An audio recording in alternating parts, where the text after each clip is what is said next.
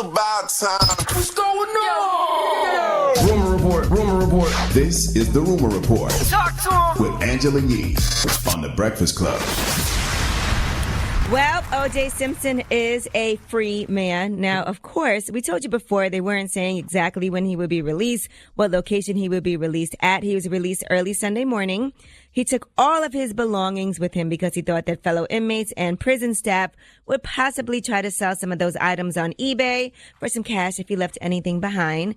Now, he was alerted to his own release on short notice, and he just had that much time to gather up his things.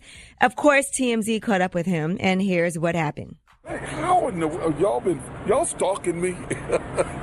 Jesus, man. Where you guys headed? Well, one, no, none of your business. Two, I'm in the car for the last 5 hours, so how do I know how it feels to be out? Look, I've been in Nowhere, USA for the last 9 years doing nothing. Nothing has changed in my life. What do you guys, what do you expect? There's nothing changed now. Please, all right, can I have a break here? All right. Thank you. I don't give a damn about O.J. Simpson. I'm sorry. I like the FX special they did. I like the 30 for 30. But as far as O.J.'s future, I don't give a damn. I just don't care. I don't care what O.J. does. I don't care where he goes. I don't care who he does it with. A lot of people care, but yeah, there's definitely been a media frenzy. Everybody's been talking about him getting out of jail. Yeah, because white people can't let go of O.J. Simpson the way they can't let go of Britney Spears. Like, they can't believe that he got away from them years ago when he allegedly killed those two white people. Well, we shall see what happens. He's 70 years old now. All right, Swizz Beatz, shout out to him. He has a special collaboration that he's done with Bally. Now, you know how he got this collaboration? He personally reached out to Bally on Instagram and asked. So he wanted to make sure whatever he created was artistic enough to be considered art. So now those items are available. He said he's been a fan of Bally since back in the day, growing up in the South Bronx. He said Bally used to be the signature of Making It Slick Rick, Dougie Fresh, with Fresh dressed like $1 million threw on the Bally shoes and the fly green socks. So now he said it's amazing to be working with them and bringing things to a new generation. Drop one of Clues Bombs with Swizz Beatz. That's dope. Closed mouth don't get fed. Mm-hmm. That man had no problem, reaching out to Bally's and saying, yo, can we do something together?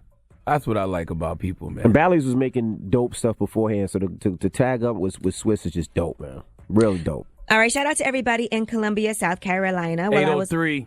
Over there over the weekend for the Women's Empowerment Conference. And there was also a huge concert, the second annual Fall Ball. Now, that was Tory Lanez, Cardi B, Lil Wayne, and 2 Chainz, except Lil Wayne never went on stage. That is because he would not enter through the venue's standard safety procedures. Now, the arena did release a statement.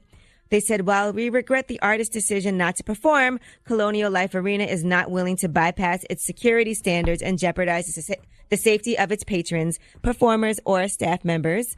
So they said, I don't know if people are going to get their money back at first. They were told they would. But right now, concert promoters are not offering refunds. They said initially that would start on Monday, but now they're saying they're not. They're in discussions with the promoters and will continue to represent the interest of our patrons regarding refunds. So we don't know what's going to happen if you're trying to get your money back. But everybody else went on stage, no problem. Lil Wayne trash for that.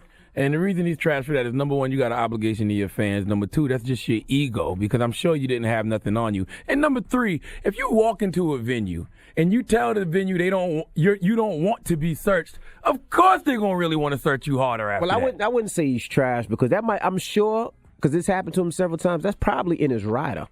What, not to be searched? Yes, absolutely. Man, there's no way in hell. Why not? Who would agree to that interview? What venue is going to agree not to search somebody? They don't search every artist coming to all those venues. But I don't think people have that in their contract. I doubt you can put that in your contract. You can put anything in your contract. No way. Yeah, but they probably won't sign that. I'm sure if there's like standard procedures that people have to go through to enter a venue. Because even when we go to certain venues, like when we have our powerhouse at the Barclays, we have to go through security, just like airport security. At the iHeart Festival, we had to go through security. You think a venue is going to risk their license because they let somebody sneak in with a gun? Yeah, but the thing is, it's not the venue signing that contract, it's the promoter signing the contract. And the promoter just signed off on the contract. The venue got to have some type of insurance liability when stuff like that happens. You can sue a venue if something happens. I don't know, 100%. But I know not every artist gets patted down and searched when they come in. Well, and if something happens, the venue will be responsible for not searching every person. Absolutely. I definitely know that. I know every artist is not searched when they go to those venues. All right, well, that is your Rumor Report. I'm Angela Yee. The Breakfast Club. Every weekday morning. Tune in